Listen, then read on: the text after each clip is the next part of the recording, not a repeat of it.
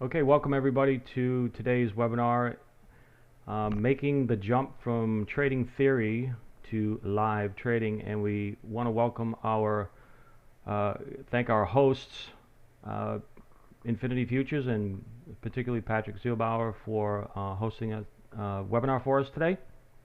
It is live during the day. It is 10 a.m. Eastern Time, approximately, and market is up and running. So before we get to some of the live trading and what we want to try to accomplish for you guys today and show you, I just want to just give you a little quick background into myself if you're not familiar who I am.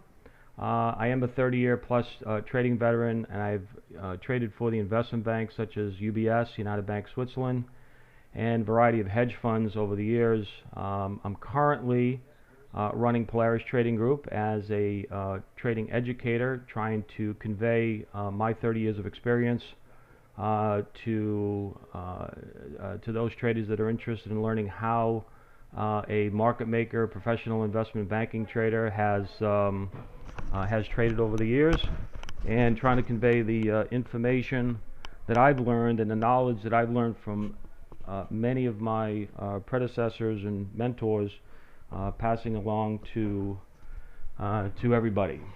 Okay, I basically traded listed in NASDAQ stocks while I was a market maker, and if those of you that aren't familiar what market making does, we maintain an active bid and ask in a liquid market. Now today, market making, as you all know, pretty much has become an electronic sport.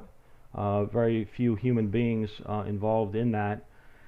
And but I will say this about the markets: although they do trade a lot faster than what they certainly have in the past, they still conform to much of the basic configurations that have stood the test of time. So though speed is of certainly importance to the high frequency trading, what we try to do at Polaris is trade from a structural standpoint, looking to buy and sell particular levels, staying in adjustment and in tune with what the market is offering us. All right. Let me just show you just quickly. This will be our last slide before we get to the charts themselves. We just want to highlight our mission and the benefits of using a trading education service, whether it's here or any other service. My goal here and my mission is four-pronged. One is to help our traders improve their decision-making skills. It's important, to be prepared, to have a structured type discipline. And again, we're constantly making decisions throughout the day, and so we're always trying to provide everybody with the best kind of process to make those decisions. Okay, so that's one of my key missions here. Now, with that, we're going to help you learn empowering new trading habits. All right, many traders have some pretty poor trading habits and find themselves constantly in a rut. We're going to help you kind of convert those into habits that will help you achieve your goals. And then demystify market action. All right, a lot of people are confused with the action and how the market trades, and again, partly because of the high frequency type electronic that's going on, and they get a little confused with what's actually going on. So we kind of break it down in our education piece by piece, and when you finally take the veil down, it really isn't that mysterious. All right. What I used to do, I always convey, to our members and our traders, much of my experience during the days when I was a market maker. All right. And by doing so, I think this helps everybody become a more informed trader. There's two groups. Now, a lot of people say, there's professionals and there's amateurs. The way I look at things myself personally is that there's really two groups. There's the informed trader and the uninformed trader. All right, and that doesn't mean having any inside type information, but what it really means is understanding how the market's role and function is. Okay, so that's something that is important. Now, one little note, again, having spent some time as a market maker over at the investment banks, specifically United Bank of Switzerland. Many of you have, seen the since the fallout of the crisis, the financial crisis back in 2008, how the markets have been transformed. You've seen pictures of the trading pits. There used to be thousands of people in the commodity futures trading pits on the floor in Chicago, the CBOE and the CME. Today, it's a ghost town down there, right? Many of you have seen that. That has also occurred here in trading. And before we get going, I just feel as though I need to show you guys what has happened to the trading floor at United Bank Switzerland, UBS. On the left, all right, this is a snapshot from 2008. Now, I worked there prior to 2008, but it was basically a very huge trading floor, over 3,000 employees on this particular trading floor, and this is where we did all our trading. All right. Now today, as you can see, in 2016, it's a ghost town. All right. So this is the financial crisis and the ultimate fallout and the way the markets are now becoming. You can see that what once took a number of human beings to do the job, today, with the onset of electronics, all right, the employment roles of a lot of these investment banks and trading houses have been, markedly reduced. That is just the state of affairs as it stands right now, and we can't do much about it. But there is an advantage to it. Okay, so for every adversity, there's a silver lining. Somebody like myself that had traded professionally for a big bank like this for a number of years, now with the onset, the way the internet is and the connectivity, I can share my knowledge and experience from my years trading at the investment banks and passing along to folks here through services such as Polaris. So there is an advantage. In the years past, individuals like yourselves would never have been able to have access to anybody on this type of trading floor or on the floors of the Chicago exchanges themselves. Today, there are a lot of very good traders, smart people that are willing to take those years of experience and pass it along to many. So there is a very good silver lining, I think, in what has happened. And so, the markets are always evolving, and we want to evolve along with them. Okay, so that said, let's get right to our trading charts. Does everybody see the trading charts here? Everybody should be good.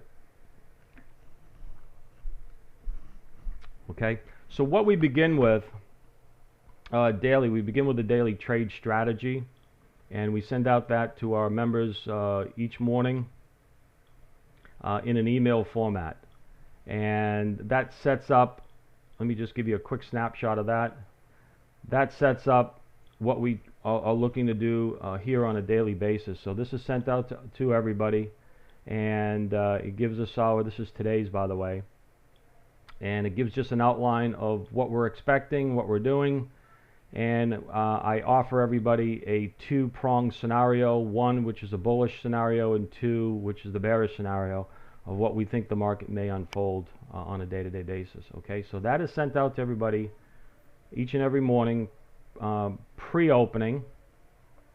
Okay, and then we get right into the chart. So we tend to, again, this is just a couple-minute presentation on this to get you guys going.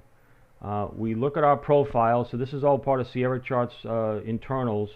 And again, for those of you that are interested in market profiling and how to read it, we do teach that to a degree here as well. So we always start off with a big picture outlining the key levels that we are looking for on a day-to-day basis. Right now, 76s is a key for us to the 82s. So that's the early morning trade that we've been discussing, okay, just prior to the beginning of the webinar.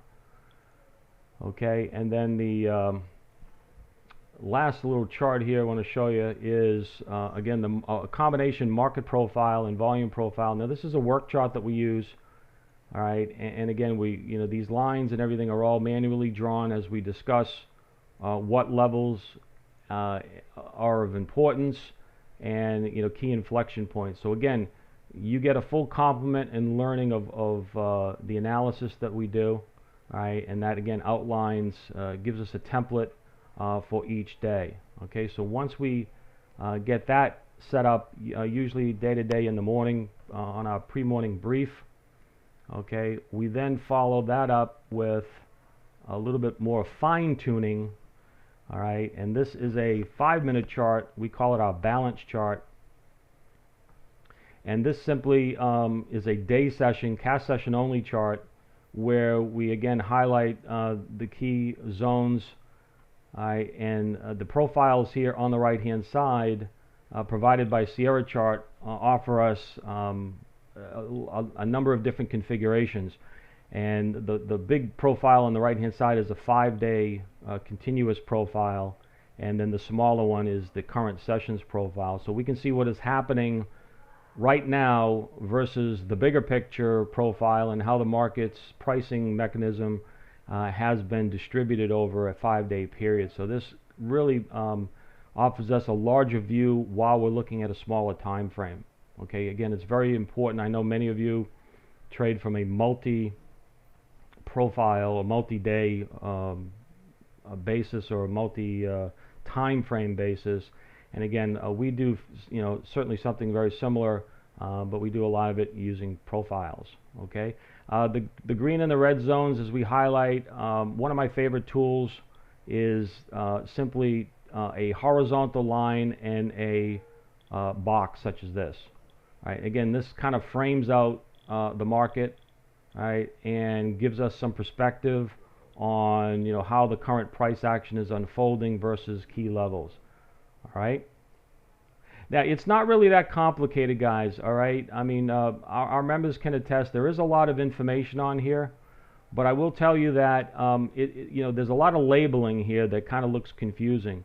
But again, when we take it, as I said, demystifying the price action, we need to have certain information available to us to make proper decisions. Now, part of the education process that we offer here is being able to, you'll become a competent interpreter of what our charts, show in terms of all these lines. Okay? Again, you need to have the proper information. We don't put lines or labels on charts such as these because we're trying to confuse you. We're actually, they're there to help you make a more informed decision.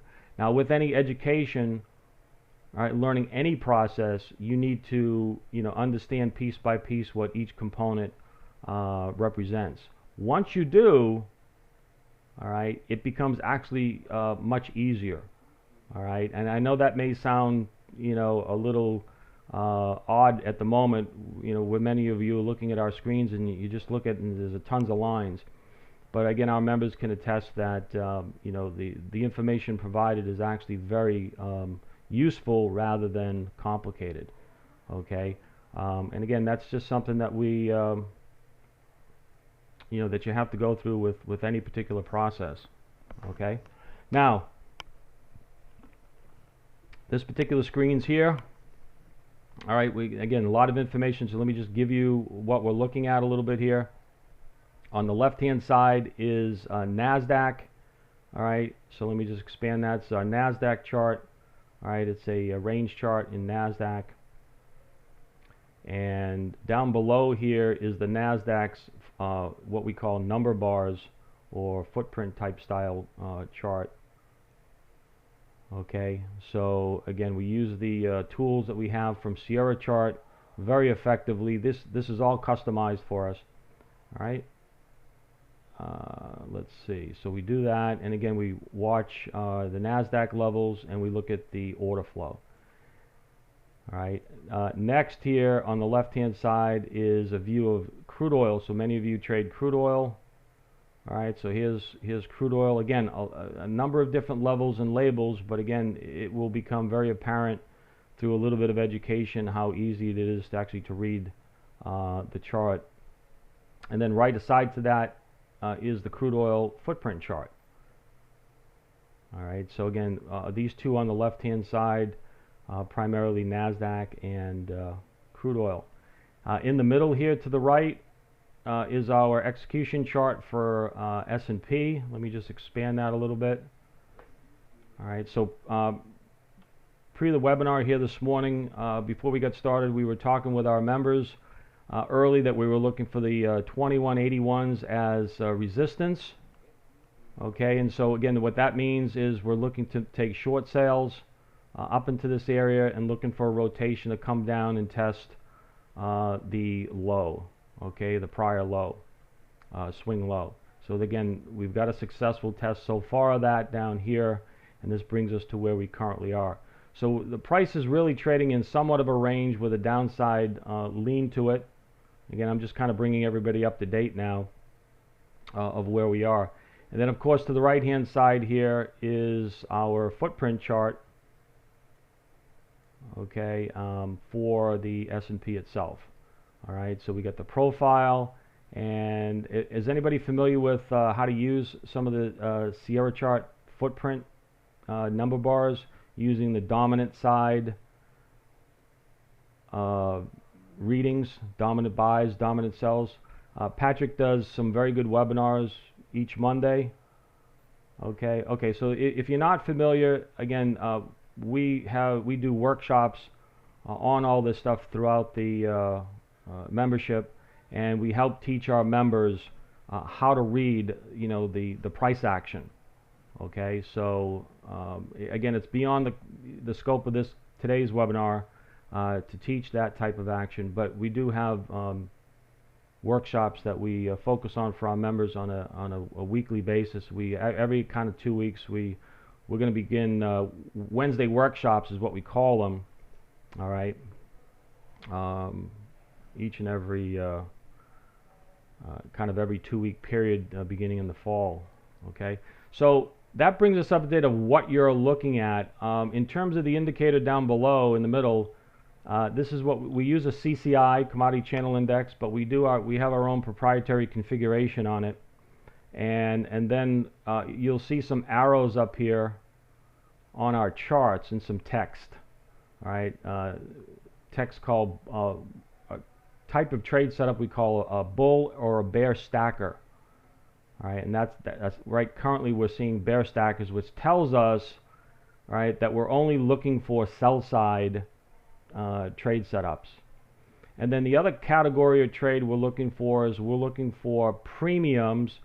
And what effectively a premium is, everybody, is while we're waiting for a trade, there's no active trade right here, is in a down directional move as we see today. All right, we're looking for spikes in the oscillator, okay, up in price. So this tells us there's a spike in price to the upside, but once we see it stall and we get a signal on the oscillator, it'll generate us an arrow signal on our chart. All right, so you can see these arrows right here. Okay, these are signals for us to take a short trade. All right, they are in real time. All right, there is no delay.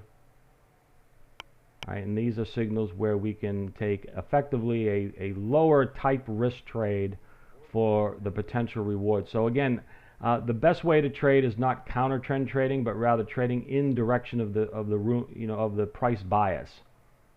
Okay, everybody inherently knows that, but there's a lot of people that don't trade that way. They tend to counter trend.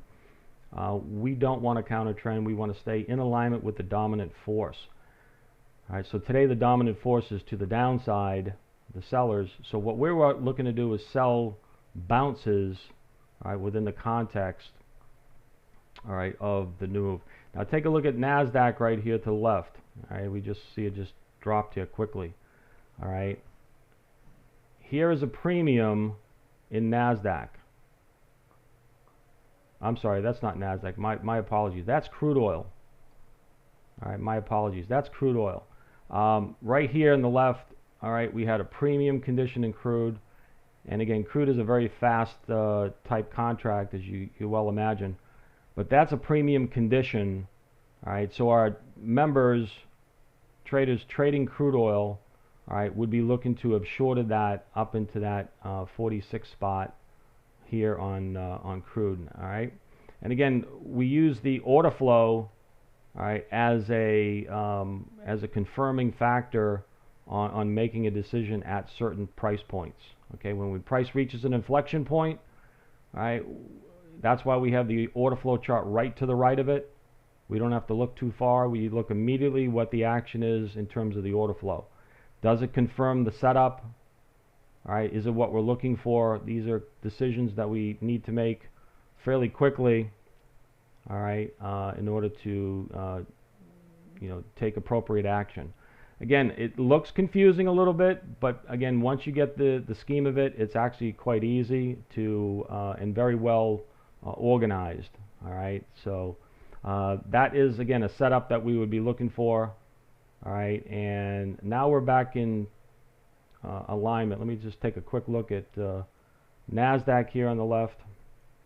All right, so NASDAQ, we were talking about buying around the 48s, all right, and getting a move back up to the 48.05s, all right, possibly back up to the 48.10s, all right, if the buyers continue pushing higher.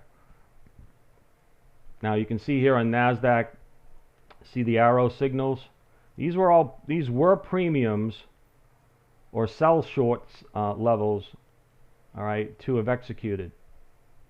Again, we didn't catch them because it was just before our webinar, but this was earlier this morning. And again, we're looking for some right now live. We're looking for some stabilization around the 4800s on any pullbacks. All right, we're looking for stabilization here at 76s on S&P.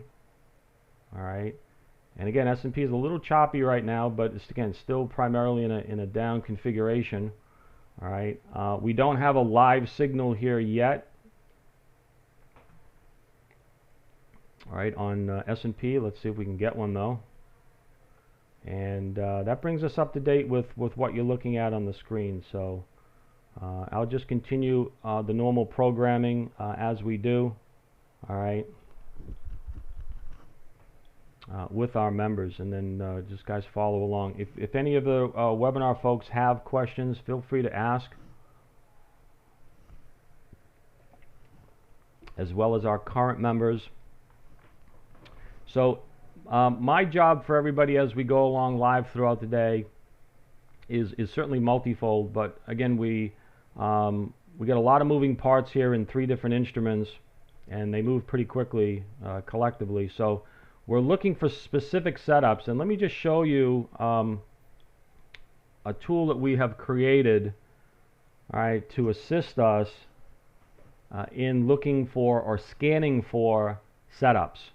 All right, so as many of you said, there's a lot of moving parts. There's a lot of action on these charts. Can be a little confusing.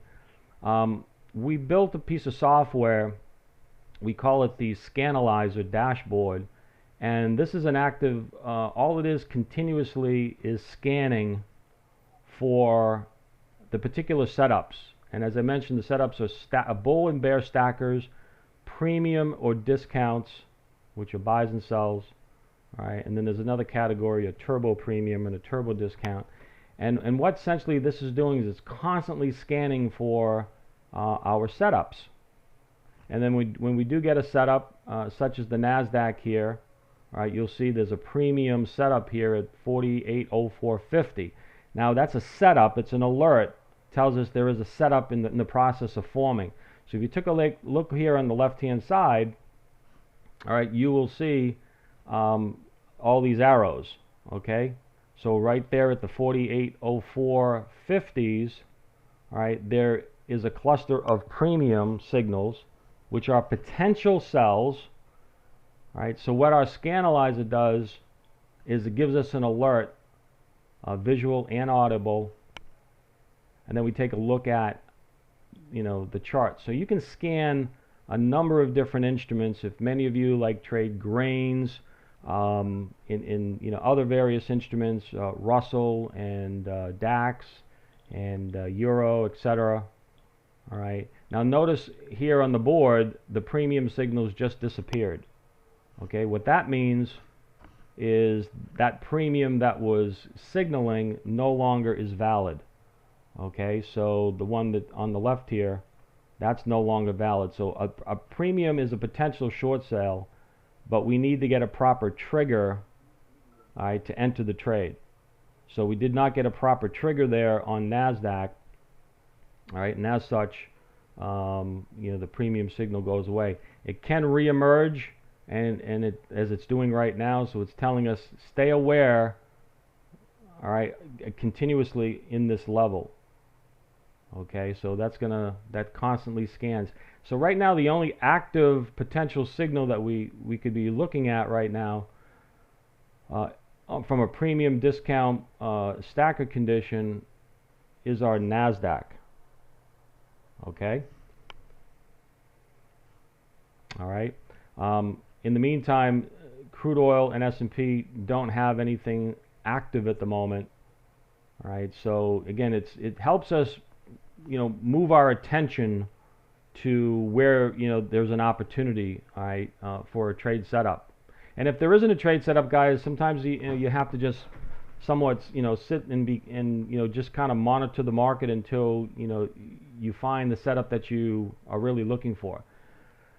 Question is, how big is your stop in ES, crude oil, and NASDAQ? So stops essentially are a function of volatility, and the higher the volatility, naturally the wider potential you're going to have a stop. So right now we are approximately looking at a 3-point or 12 tick per contract stop in S&P. So when we enter a trade, we are looking to initially put a 3-point stop away from our average price. Now that is what we refer to as our maximum allowable risk stop. So you'll need to determine, based upon your own personal account size and risk tolerance, how many contracts, position size, you're going to be trading. 1, 2, 3, etc. Right? We do recommend to trade at least 2 contracts. All right, because what we want to try to do is when we get into a trade, we want to try to exit a partial of that position. All right, and then be able to, if the market's going to make a little bit more of a significant move, all right, we want to try to scale out. NASDAQ right now, I believe we're using about a 5-point stop. Okay, all right, 5-point stop. And then crude oil, I think the current volatility is somewhere between 15 and 20 ticks per contract. So $150 to $200 per contract in S&P. All right. Yeah, so with a 3-point risk, what is your minimum reward? Okay, so always a good question. Remember, the 3-point risk is a measure of maximum risk. Okay. Now, a lot of people say, well, I'm only going, they're only looking to take trades that are offers a 2-to-1 or a 3-to-1 reward risk ratio. All right, so now if you're saying, well, if I'm going to risk 3 points, I want to at least make 6 points. All right, well, that's all great in statistics, and back testing. But in reality, what you're looking to do is take a trade from a low risk zone or an attractive trade setup area. All right. Again, as I mentioned, we want to try to take at least 2 contracts. All right. And so what we want to do is, initially buy 1 contract with a 3-point stop, and we try to get that other contract on board. What we're then trying to do is mitigate our risk. All right. Reduce it. So if I'm risking a maximum of 3, all right, I would like to get +3. All right, on at least partial contract. Okay, so that's what referred to as a 1-to-1 reward ratio. All right, that gets us to the risk-free point. And then from there, if the market has greater potential, okay, then we scale out accordingly and then use management features of trailing. Okay. All right, so a little burst of buying power here. Okay, again, NASDAQ punching through the 10s. We were looking for 10s as a target from a little bit below. All right, if the 4800s, this was our buy point coming back up through the 4800s for our members. All right, it had dipped down, and then the buy point was coming back up through the 4800s. All right, in this zone here, and then the targets to the upside were 5s, 10s, and then where it currently is right now at the 15s. And again, that's how our these lines measure trade opportunities as well as target zones, okay, to work with. All right. So NASDAQ now, since it held the lows, all right, we're going to be looking to buy pullbacks in NASDAQ, and we're going to be looking around the 10s to the 8s. 8 10s on NASDAQ, guys, to look on the buy side. 8 10s. S&P held the lows, 76. All right, has rallied up. Now 82s is the midpoint of the session, so this is a spot where the market may potentially stall out. But the buyers are certainly back in control, so we want to be primarily on the buy side currently with the strength in the buyers at this stage. So we're looking for pullbacks, right, at most times. Again, we're not looking to fade levels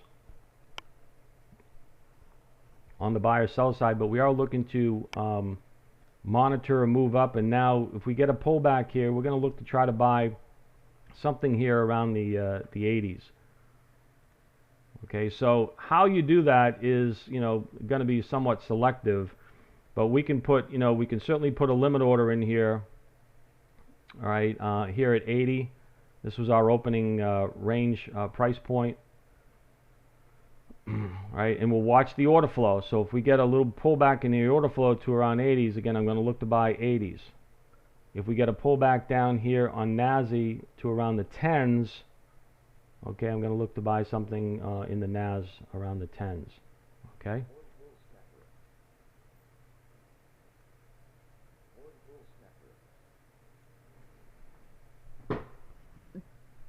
Okay, so let me know if you have any questions further. What we're doing right now is we're doing some monitoring of price action and trying to assess where we want to take our trades from. Now, one thing we like to mention, with our members all the time is we don't want to chase after price. Okay, that's the kind of bad news to go chase after something. What we do want to do is certainly continue to monitor price, wait for price to come back to certain price levels that we can objectively take a look at. All right, so we can also assess our risk, ahead of time. All right. For those of you trading NASDAQ, this would be a good level up here at the 48.15s. All right, 48.15s to make a sale for those in our membership long NASDAQ. All right, from any prior longs, aggressive shorts, perhaps. Okay, but the momentum right now is to the upside. All right, so if it pulls back a little bit, we may get an opportunity again here at the 08s, 10s.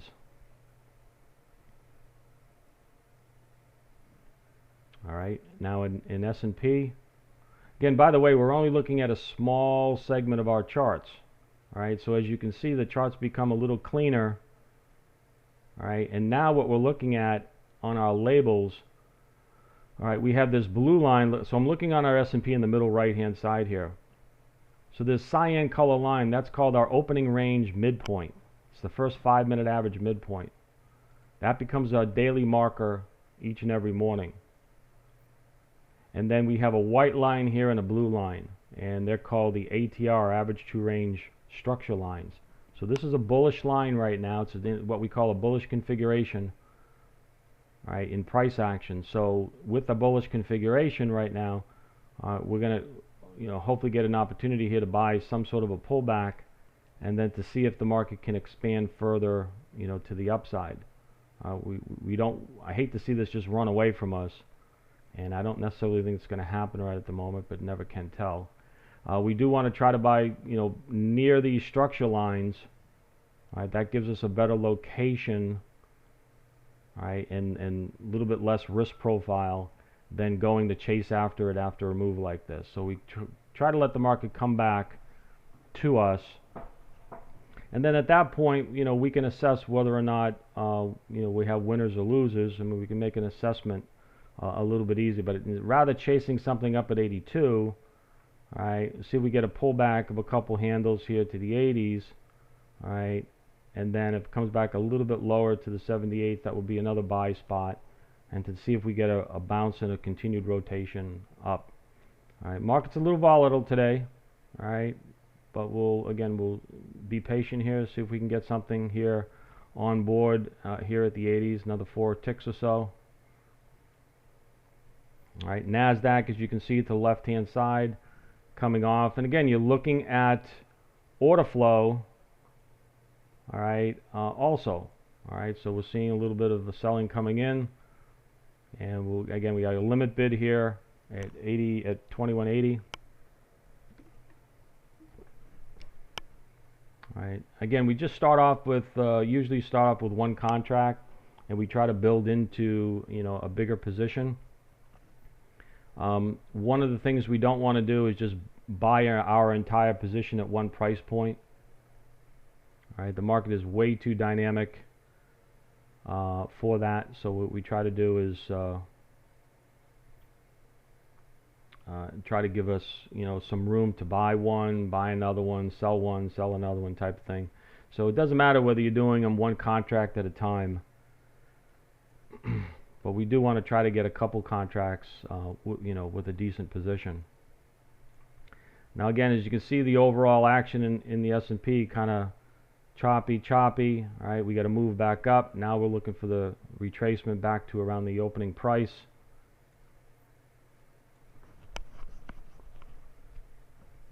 All right, and again, we may or may not get it, but we are patient to at least.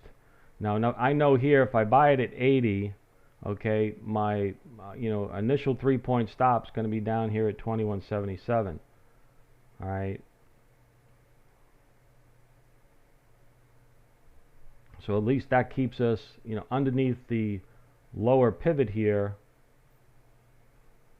Okay, and hopefully have an opportunity for a bounce back up to the 82s. Okay, you make $100 at a time or $150 at a time. Again, it all adds up over the course of the day. All right. For those of you, the NASDAQ had made the sale around 15s. Here we are back at the 10s.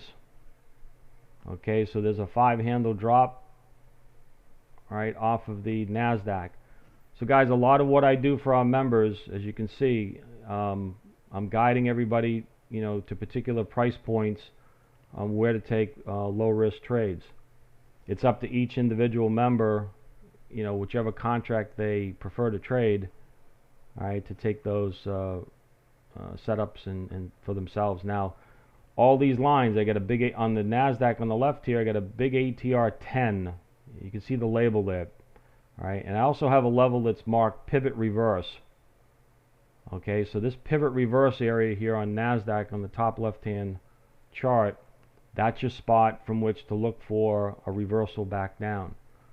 Okay, we're coming into our 80s, see if we can get lucky here and make some, buy it and make some profit off of this pullback. You can see the oscillator on the S&P middle chart. Down below, it's coming into the discount zone on our oscillator, which is really what we want. All right, let's see if we can get one on board here to start our day.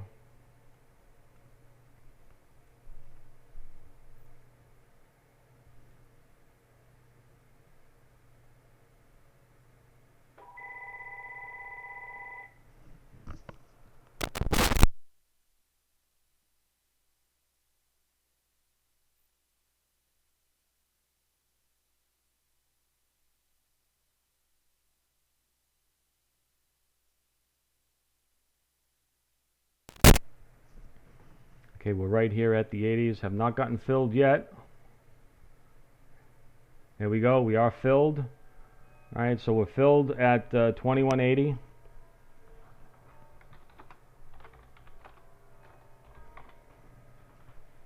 All All right, so what we'll do is we'll put a 3-point stop initially. Okay, at 77. Hopefully we don't get smacked and whacked on that one. Let's see if we can get some sort of a bounce back up.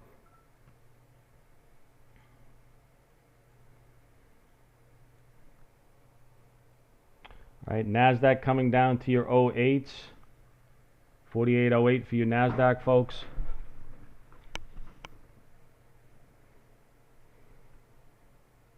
All right, so again, from the 15s down to the 08s. All right, again, you're going to be looking for a bounce in your order flow there. And again, we're looking for a bounce in our order flow here.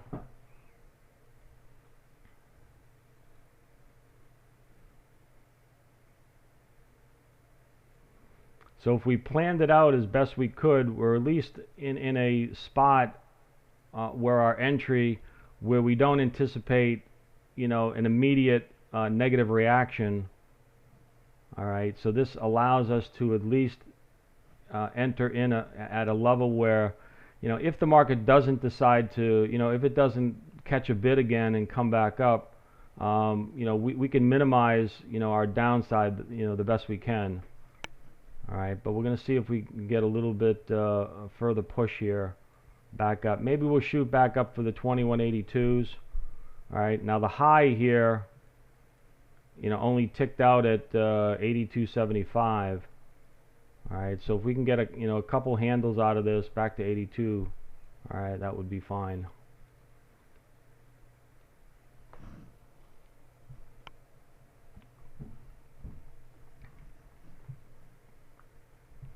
Okay, let's move this out of the way.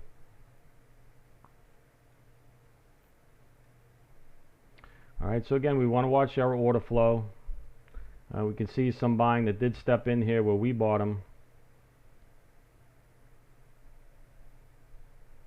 All right, and again, all what we can do, everybody, is choose our locations wisely, all right, logically, place our bet effectively, place our stop, and pretty much that's it. All right, there's not much more that we can do. The market has to follow through and pay us for our efforts. But I think, you know, again, one of the, you know, key things that we certainly highlight with our members is know your levels, identify your levels in advance, be patient and wait for the price to come to those levels. That's where we can assess our risk. All right, and then we, you know, place our trades from there. Okay. So I'm going to place an order at 82s just to sell this one back out. See if we can get just a little 8 ticks under our belt.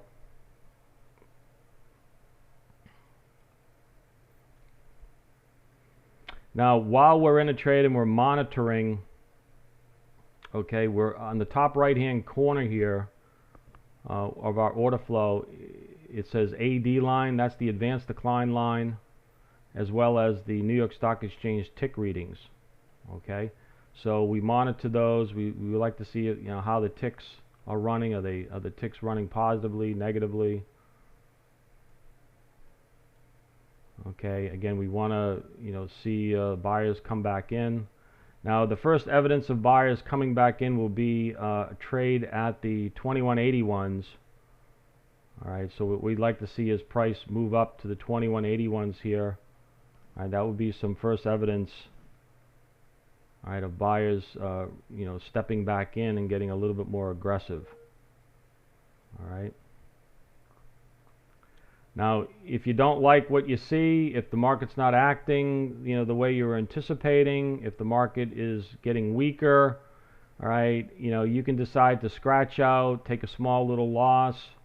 All right. Again, we don't have a full position, so even a 3-point loss here is only 150 bucks.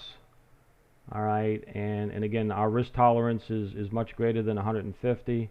So, you know, one trade at a time, give the market, you know, a little bit of room to, you know, to work itself out. All right, market doesn't, you know, immediately react in our favor as soon as we're in trade. All right, so we need to allow the market to, absorb the buyers and the selling, and then, re-emerge itself. So, and then it's just constant assessment. All right, it's constant assessment. All right, is the market holding up? We have a structure line, we have a discount, get everything that we have in place that we're looking for. We're watching our related markets, right? NASDAQ, see how that's reacting. And then ultimately the market has to just, be good to us and pay us.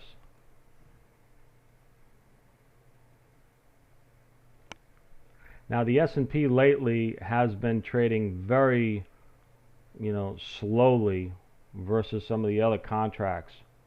NASDAQ has actually had better trade rotation than the S&P as of late. Certainly crude oil, that's in a class of its own of what it does. All right, so we're starting to get a little buying coming back in here. I don't know if you can hear the little clicks going on. If you hear the little clicks in the background, that's a couple of little buy programs clicking off. Now again, we want to see it trade here at 80, 75, 81. That will shift the column. So if we get trade up here at 80, 75, you'll see the column shift on the order flow.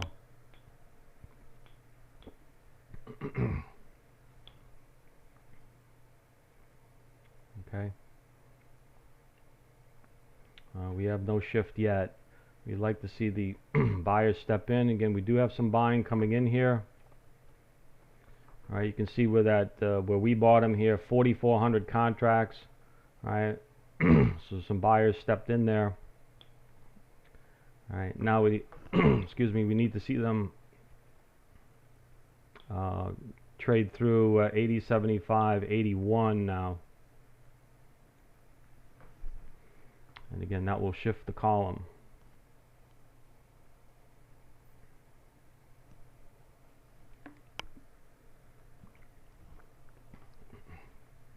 And guys, this is basically what we do on a day-to-day basis. All right, we're scanning for opportunities throughout. We're using our tools. We've done our early morning analysis, and then we're constantly actively assessing, the market day to day. Very similar to what most everybody else does out there. We only search for our own specific setups. We're not scalping. All right, we don't try to scalp the market for 3, 4, 5 ticks. All right, we're trying to get trade location where we can at least have an opportunity to make a couple points per trade to make it worthwhile.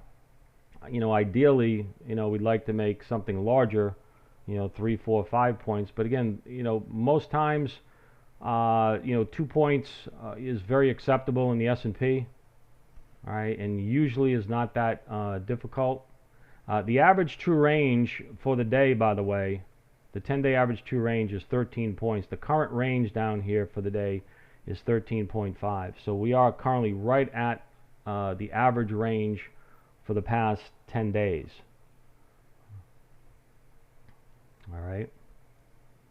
Now, if we can get a little upside reading to our ticks, all right, now here's our tick meter, all right, that we have on the other page. All right, again, I have multiple monitors, so as many of you do. So our tick reading here, 239, you can see in the top right-hand corner. Again, I'm pulling that off of this chart here. All right, so what we'd like to see is some tick readings closer to that 500 level. And should the market get us some tick readings closer to the 500 level, okay, we can get, it should be able to produce a little bit more of an upside move.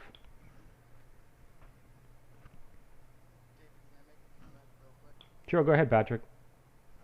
Folks, especially people who have spoken with me or worked with me in the past, this is sort of this is perfect. This is what's happening here because this to me paints a good picture of what the room is like. Does everybody get the feel here that people in this room are, and David as well, are not running around like a chicken with their head cut off with the market. This is the kind of environment that I think a lot of my customers need. There are many people in the room here that I work with personally, who I know chop themselves up taking way too many trades. And as you heard David say, it's not scalping. You're not trying to call out two tick winners all day long. 55 or 60 round turns on a $5,000 or $10,000 account. It doesn't make sense. It's just not sustainable. So, from my perspective, where I get to actually see the wins and losses and see the struggles, and it's not just hypothetical, or I'm not selling education, I'm not selling anything besides the account itself. We're in this business to extend the life of our customers' accounts with the hopes that they can eventually turn the corner. So I wanted to make a comment about that because this collected sort of path that David is walking here is very much how the room is normally. And if you feel like this speaks to you, this is very much what the experience is like on a day-to-day basis. So I just wanted to mention that. All right, great. Thank you, Patrick. Yes, exactly. This is, what you're getting here is typically what you'll see on a day-to-day basis. All right. The majority of our membership, is primarily, non-scalpers. I mean, there'll be times like everybody, where you want to take a smaller trade size or something like that. Yeah, what Patrick was basically saying, for those that didn't hear him, in our membership room, is that with my discussion about how we trade in our membership, where we're not Super Mario scalping, and we're trying to take 3 and 4 and 5 tick winners all day long, which a lot of places out there certainly do, and you have 30, 40, 50 round trips a day. What Patrick was saying is that what we provide here for our members is a more structured, calmer demeanor, looking for potential winners that offer us more than 3 or 4 or 5 ticks per contract, and where many of customers are looking for structure, as opposed to just kind of running around. This is a place what you'll see on a day-to-day basis. Okay, so that was Patrick's comments, and that's exactly what you get, guys. There's a lot of moving parts. All right, we're sitting here in a position where we only have a couple ticks gain in it right now, and so we're going to continue to make an assessment of whether or not we want to hold on to this or not. So far so good. And sometimes you may take a small little loss, maybe just turn into a small profit. Other times much bigger. But it's something where at least I can make an assessment at this point of whether or not we want to stay in a trade such as this. And again, the max risk here right now is only a small amount. And you know what? We want to pay our brokers. Patrick,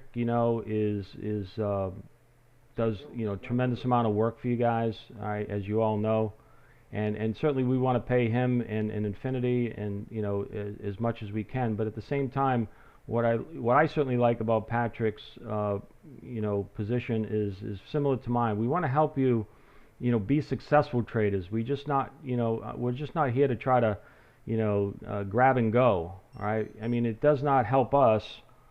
Certainly doesn't help you if you're not trading in a way where you can produce a return on your capital.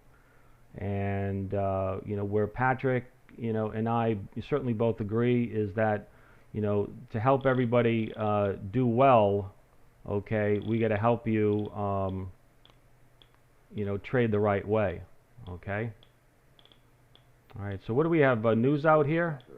Is that what we got? All right, boom. All right, we had news out. Okay. Oh, that's the oil report. Okay. Well, we made our 82 sale, everybody. Okay, thank you. I forgot totally about that. We did make our 82 sales, so +2. Thank you very much, Mr. Crude Oil. All right, so you can see that live on our screen. All right, and you'll see the entry at 80 and exit at 82. Again, thank you, Mr. Crude. It's always nice to have a good trade. So there must have been a pretty big draw.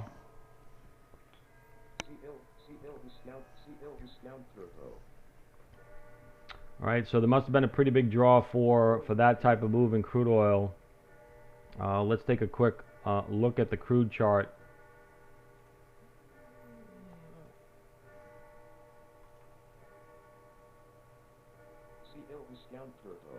Okay, let me give me 1 second here. Try to find my crude chart.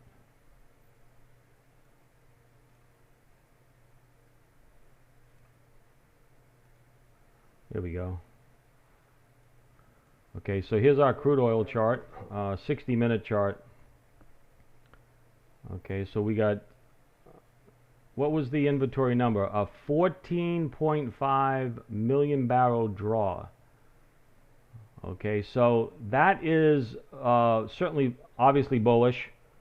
All right, Captain Obvious here, but that is on the heels of the API report indicating that there was a larger draw.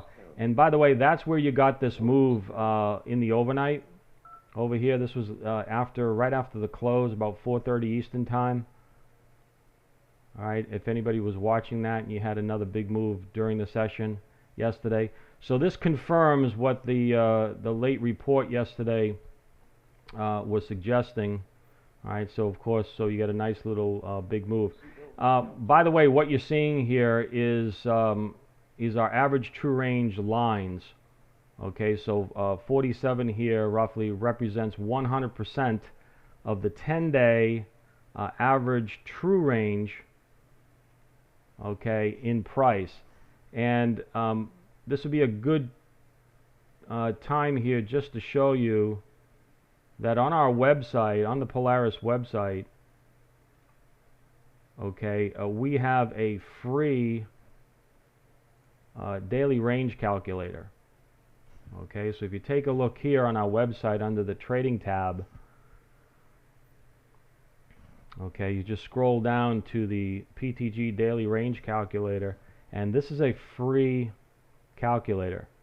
All right, it updates every 5 minutes, and as you can see here on crude oil, all right, the bullish ATR, average true range target for the day, all right, is 47.09.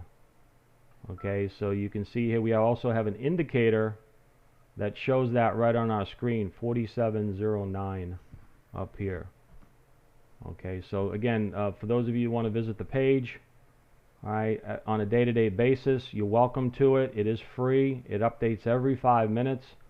All right, so you constantly know what the average true range of the 10-day average true range of these 4 particular contracts that we're monitoring, and what the potential daily high of day target based upon that is. So, for instance, today this is the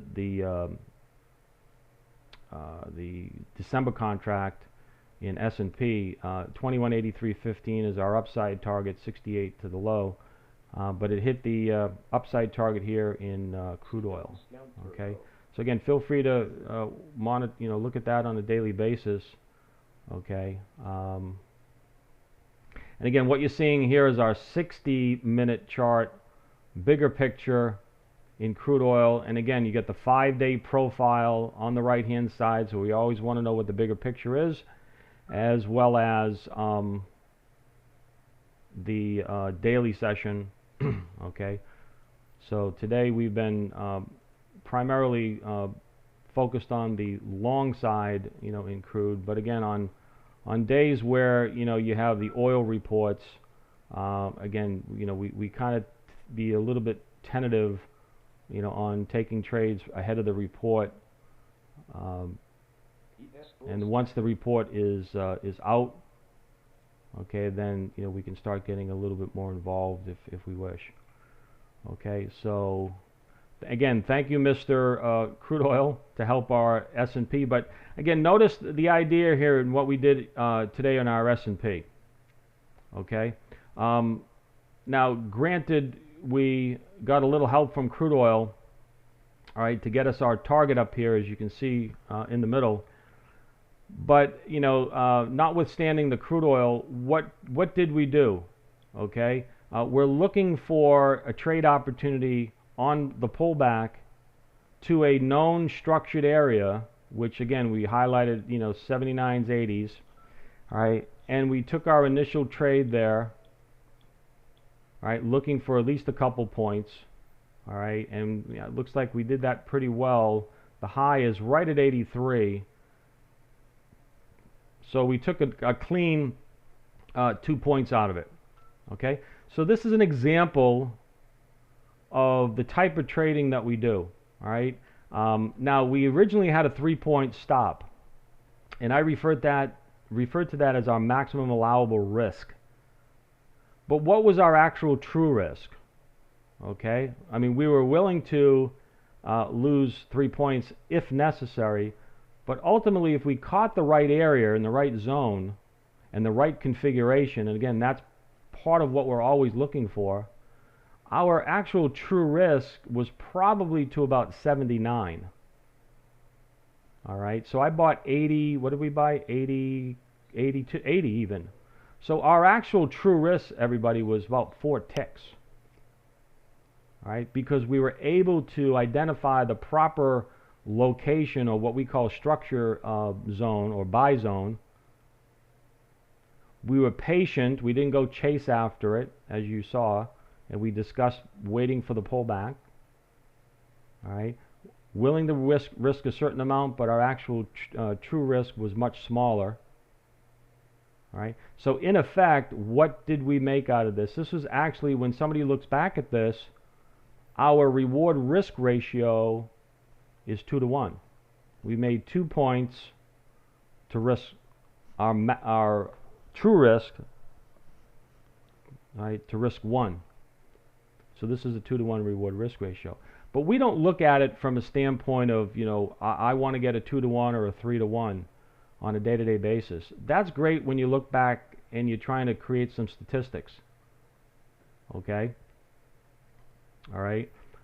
What I'm looking for, is the zone, okay, to initially take a position, and then I'm looking to add to it. Now, I didn't get an opportunity to add to this with the report. All right, again, not realizing the report was coming out, I forgot all about that. But I would have liked to have added, at least equal to or slightly higher than my original purchase to get another contract on board. All right, but a trade like this, where it's affected by a news-related item, I simply refer to this as blackjack. Okay, so we're able to buy one, and we got paid very quickly on a relative basis. And I'll take that. It starts my day off, whether it's 1 contract or 2 or 3. All right, but it starts my day off, all right, on a good positive note, and more importantly, we had the read correct, all right, and then we took the appropriate action, as required, all right, as what we're looking for. All right, again, help from oil certainly is welcome. But, that could have gone the opposite way for us. Okay, it could have been a negative report, and, we could have gotten stopped out. Now, again, typically, I don't purchase anything or trade anything right ahead of a report. But if we are already in a trade, all right, if we are already in a trade, ahead of a report, then we're going to manage that trade, to the best we can. All right. All right. So even though we had a 3-point risk, the actual risk was much less on the trade. Okay. Let me know if you guys have any questions on this. All right. Again, this is, if you're interested in this type of style of what we're looking for, kind of a, if you think about this for a moment. If you're trying to scalp, all right, what happens is you're trying to buy, sell, so you're all involved with buying 2 and 3 ticks, and you're not really seeing the bigger picture. You're not seeing the development, all right, of a bigger potential move. So it's kind of like your head's in the weeds all the time, but you're not seeing the landscape. Okay. So what we want you to do is understand. All right. We want you to understand, what you're looking for, what you're looking, at, what zones you want to particularly take a trade from, and whether it's one contract, two, three, or five. It's all going to be, simply based upon your size of your account. All right. This particular account that I show, in our trading room, it is a live account, through Infinity, and it's not, hugely funded. Right. It's not a huge account. It's somewhere in the neighborhood of about $20,000. It's not huge. A lot of you folks trade with a relatively small account, maybe even smaller than that. You can do, if you have a disciplined approach, you can do, fairly well, with trading one or two contracts. You don't need to trade a boatload. Okay. And again, the goal is to, become a more confident trader. And I think, our approach certainly has helped many in our membership, become a much more confident traders than than they originally started when they came here. All right. All right. Patrick, I don't know if how long you want to go. I'll go as long as you'd like to keep the webinar running. All right. So it's Actually, we do have to close up the room here by 10:15. oh, okay. No, not a problem. Yeah. Okay. Not a problem. Let. One thing I want to mention, I posted in the chat box, everyone should see it, a link to a free trial section of David's website. Everyone should see that. If you don't see it, let me know, but I put it, it should have gone out to the entire audience. And basically, if you're, I'm sitting in the room most of the day, a bunch of, obviously David's got all his users in there. If you want to, go to that link. It's posted up there right now as well. You can see it if you want to write it down or whatever. But I did post the link as well. If you want to take a look at what David is doing, go to the site, put in your info. That'll send a message to his website to him. He will activate you, give you information on how to get into the room. I'm usually in there by about 7 o'clock in the morning. People start piling in a little closer to the open, but it is open usually the entire session. 14-day trial of the room and the software plugins from Sierra is, by all comparisons, very generous, and it'll give you a good idea if this is something you can make part of your daily activity. So I would recommend, if you're active with us or looking around a little bit for some help, there are a lot of places you could go. I think this is a good place to begin. Especially if you find yourself, overtrading or chopping yourself to pieces, and you feel like if someone can help you rein yourself in a little bit, that would be great. So that's my opinion of it. David, do you want to say anything about that? Yeah, I will just close out. Yeah, exactly what Patrick said. I mean, it's a very good environment, guys. We have, as you can see here on this particular final slide, we got a great community in our particular room. You can view others. You can speak with others. We have many of our members that actually work together. All right, in helping each other out. So it's a very supportive community. Number one, here what we can do is for everybody that's in attendance today, again, normal 7-day free trial, we usually extend that to everybody here for our Infinity friends. So 14 days, come in, take a look at that trial, come visit us, see if it's what you look for. You can also just go to the website, might be probably even a little bit easier. You can go right to the website, and on the right hand side there, you can't miss it. Just click on free trial, fill out the information, and you're all set. So I'll let Patrick close it out. Thank you very much, everybody, for your attendance. I appreciate the comments. By the way, the 5 markets actually that we trade the most. Somebody had a question there. We actually trade Nasdaq, crude oil, S&P primarily. Then we have a few folks that trade the YM and what is it, Russell. Okay, but the 3 that I'm most active on are S&P, crude oil, and Nasdaq. Okay, All right, well, I'll pass it on to Patrick to finish off. Thank you very much again, guys, for your um, attendance. We'll see you at the next live webinar. Thanks. Thanks, Patrick. You're welcome, David. That was great stuff. Thank you again for taking time out of your day to join us. Appreciate it very much. I know it's the middle of the day. Folks, I do appreciate it.